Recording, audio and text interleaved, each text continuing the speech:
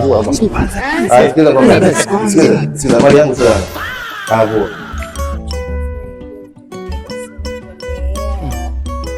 Wapi? Basi tukalale.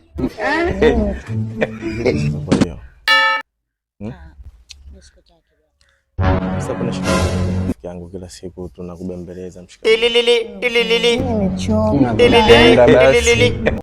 Yule mpenzi wangu yule unanipenda. Osh.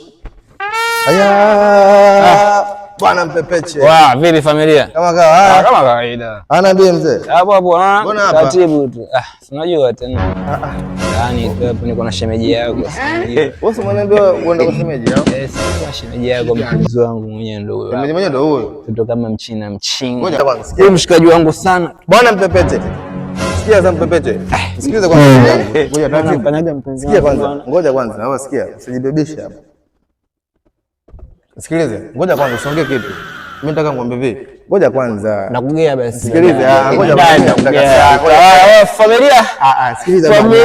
Unaniangusha. Sikia familia yangu isije mpenzi wangu wewe. Familia yangu. Tulia kwanza. Sikiliza ngombe. Fanya hivi. Mimi nataka sasa hivi bwana. Kwa huyu hapana.